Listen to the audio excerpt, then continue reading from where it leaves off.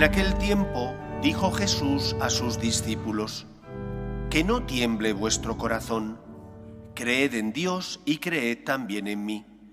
En la casa de mi Padre hay muchas estancias. Si no fuera así, os habría dicho que voy a prepararos sitio. Cuando vaya y os prepare sitio, volveré y os llevaré conmigo, para que donde estoy yo estéis también vosotros, y a donde yo voy ya sabéis el camino. Tomás le dice: Señor, no sabemos a dónde vas, ¿cómo podemos saber el camino? Jesús le responde: Yo soy el camino y la verdad y la vida. Nadie va al Padre sino por mí. Si me conocéis a mí, conoceréis también a mi Padre. Ahora ya lo conocéis y lo habéis visto. Felipe le dice: Señor, muéstranos al Padre y nos basta. Jesús le replica: Hace tanto que estoy con vosotros y no me conoces, Felipe. Quien me ha visto a mí ha visto al Padre. ¿Cómo dices tú, muéstranos al Padre? ¿No crees que yo estoy en el Padre y el Padre en mí? Lo que os digo no lo hablo por cuenta propia. El Padre que permanece en mí, Él mismo hace sus obras. Creedme, yo estoy en el Padre y el Padre en mí. Si no, creed a las obras. Os lo aseguro, el que cree en mí, también él hará las obras que yo hago y aún mayores, porque yo me voy al Padre. Palabra del Señor. Como os he dicho al inicio de la Eucaristía en la monición de entrada, hoy el Evangelio nos habla de la vida eterna, una verdad que desgraciadamente cada vez es menos predicada en los sermones por los sacerdotes y también menos creída por los fieles cristianos. Es algo que muchos dicen: bueno, pues largo me lo fías, tampoco me importa mucho, si hay vida o no hay vida, pues ya me enteraré. Pero no es verdad. Dice Julián Marías, este filósofo español, que en función de la visión que tú tengas de si existe algo más allá o no, así marcará tu comportamiento en el más acá. Y cuando a uno todo le va bien, o cree que todo le va bien, puede vivir sin preguntarse nada del más allá. Pero cuando tiene problemas, cuando ha perdido a un ser querido, entonces vienen a tu corazón las preguntas esenciales. ¿Hay algo más después de la muerte? ¿Dónde están mis seres queridos? ¿Qué sentido tiene la vida aquí y ahora? ¿El sufrimiento? ¿El dolor? ¿Cómo lo tengo que encajar? ¿Cómo tengo que vivir? Por eso creo que es importante recordar nuestra fe. Y nuestra fe nos dice que Dios Padre envía a su Hijo al mundo para salvarnos, no para quitarnos los problemas aquí en este mundo. Aquí te consuela, te da esperanza, perdona tus pecados y por lo tanto te libera de la esclavitud al mal. Pero sigue teniendo dificultades. No es que no tengas calor, no es que no sufras hambre, no es que no tengas todo tipo de enfermedades como el que no tiene fe.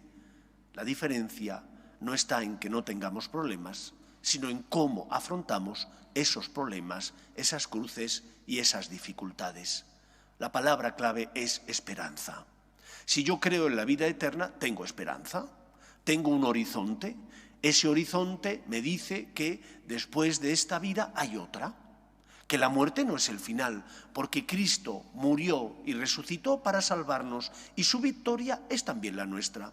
La vida eterna implica que después de esta vida llega la muerte, que es inexorable y a todos nos llega, y que la muerte, gracias a Cristo, se ha convertido en un puente, en una puerta, que me da acceso al encuentro pleno con Dios. Y mi esperanza me dice que gracias a Jesús, que pagó el precio contraído por nuestro pecado y que es el que nos prepara la morada en el más allá, gracias a Él, a su salvación, a su muerte y resurrección, mis seres queridos sé que están en buenas manos. No están en el olvido, están en manos de Dios y por lo tanto tengo que tener confianza en la misericordia divina y esperanza en la vida eterna. Esa esperanza me ayuda aquí a afrontar mis cruces y problemas porque las afronto desde la esperanza de saber que no estoy solo, que Dios me ama, que la muerte no es el final, que puedo darle un sentido a los sacrificios, dificultades, enfermedades, que mis seres queridos están en manos del Señor y por lo tanto mi vida aquí está marcada por esa esperanza que me ayuda a tener la certeza de que la muerte no es el final, solo es la puerta que da acceso a la vida eterna. Pero ahora bien, manteniendo, predicando y creyendo en esa verdad, la de la vida eterna, ¿cómo accedemos a la vida eterna? Dice Chiara Lubich, comentando este Evangelio, la fundadora de los focolares, que somos afortunados, tantos como, ahora que vienen los exámenes, si a un alumno tú le das las preguntas del examen final, se pone más contento que unas castañuelas, porque saber que te van a preguntar hace que te puedas preparar más concienzudamente las respuestas. Y que nosotros sabemos las respuestas, sabemos las preguntas y por lo tanto también las respuestas esenciales de la vida. Saber que hay vida eterna y que Cristo pagó el precio contraído por nuestro pecado, me enseña no solo a tener esperanza, sino a saber que me van a examinar. Pero es que ya sé de qué me van a examinar. Dice Jesús que nos van a examinar del amor. Y por eso Chiara Lubich, la fundadora de los focolares, les decía a los suyos, sois afortunados, porque sabéis que os van a examinar del amor. Y más en concreto, ella, para iluminar este pasaje, recordaba aquellas palabras de Cristo. Venid benditos de mi Padre, porque tuve hambre, me disteis de comer, tuve sed, me disteis de beber. Por lo tanto, no te van a preguntar si te sabes el catecismo, que, hombre, tienes que saber la doctrina esencial de la Iglesia y tienes que creer en la fe de la Iglesia, porque si no crees en la fe que la Iglesia transmite, pues entonces ¿para qué vienes a misa? ¿O para qué te llamas cristiano? Pero no te van a examinar de que sepas, te van a examinar de que ames. Y de que ames viendo a Jesús que está presente en los necesitados. Tú tienes unos dones y talentos. Tendrás más o menos dinero, tendrás más o menos alegría, tendrás más o menos esperanza, pero tienes. Y el Señor te va a pedir cuentas de tus bienes materiales y espirituales, no solo de cómo los has utilizado en tu servicio, sino también en el servicio del que pasa a tu lado. Por eso el Evangelio de hoy nos dice, ojo, Dios te ama. Y porque te ama, Jesús pagó la deuda contraída por tu pecado. Pero para aceptar ese regalo, tienes que aprender a amarle a Él que está presente en la Eucaristía. Es el sacramento, fuente de la vida del cristiano. Pero a Él que está presente también en toda persona que te necesita. No hace falta que sea un pobre que no tiene que comer, ese también es Cristo. Pero Cristo es también tu esposo o tu esposa, cuando necesitan algo de ti. O Cristo son tus hijos, cuando necesitan que tú seas fiel a la verdad y les enseñes a distinguir el bien del mal. Es como cuando uno va a coger el coche. Pues oye, primero tiene que haber hecho un examen para tener el carnet de conducir, conocer las señales, saber cómo tiene que interpretarlas, para de esa manera no tener un accidente.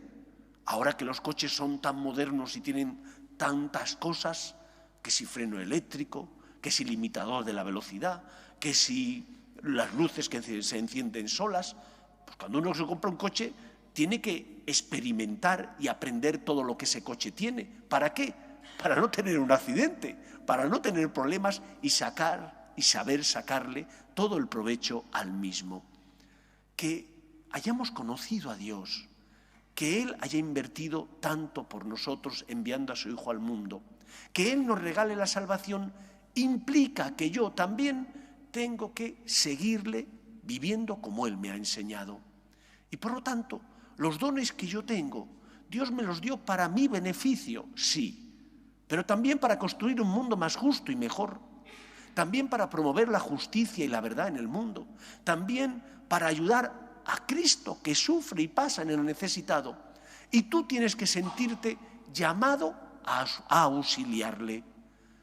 Cuando Cristo quiere explicar cómo tenemos que tratar al prójimo, Él cuenta la parábola del buen samaritano.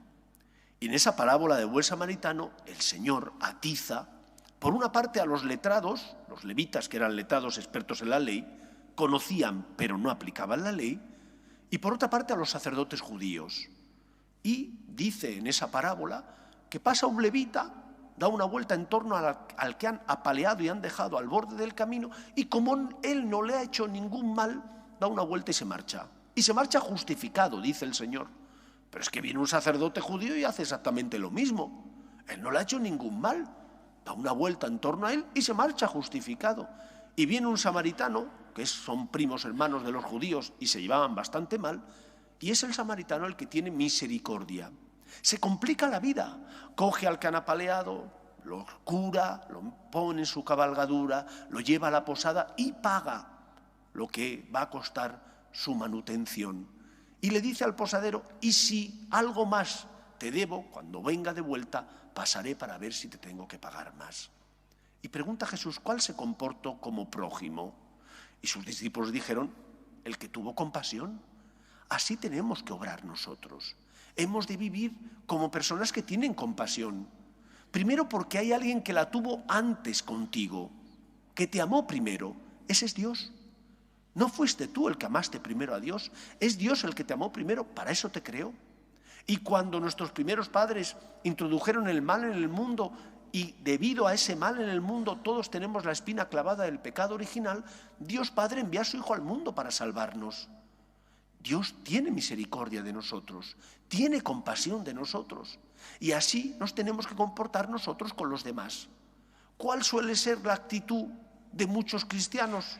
A veces somos comodones, echamos la vista a otro lado para no complicarnos la vida, porque sabemos lo que tenemos que hacer. No es que no veamos a Cristo en el necesitado, lo vemos, lo identificamos, sabemos de sobra porque tenemos conciencia qué es lo que hay que hacer, pero no queremos complicarnos la vida.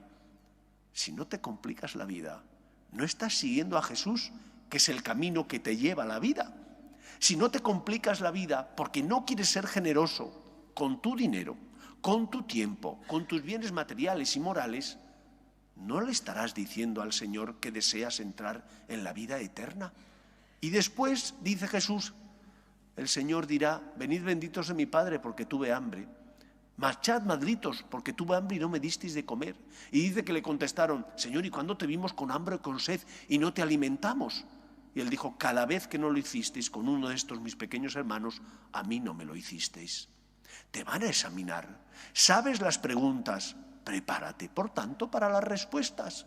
Prepárate no solo intelectualmente, no solo tienes que saber las respuestas, tienes que haber vivido como el Señor te enseña, porque Él es el camino que te lleva a la salvación, que te lleva a la vida. Y cuando uno da, puede tener menos dinero, puede tener menos tiempo libre, puede tener menos de todo, pero se siente mucho más pleno y lleno, porque su alma está llena de amor, de esperanza, y hemos sido creados para amar y ser amados. Por lo tanto, no lo dudes. Tienes esperanza porque crees en el amor de Dios y en la vida eterna. Tienes conciencia, tienes luz porque sabes cómo Cristo vivió. Imítale, amando como Él amó, viéndole presente en los pobres, en los que te necesitan, es decir, compartiendo tus bienes, complicándote la vida para ayudar a Cristo que sufre y te pide ayuda. Que el Señor pueda contar con nosotros. Nos ponemos en pie.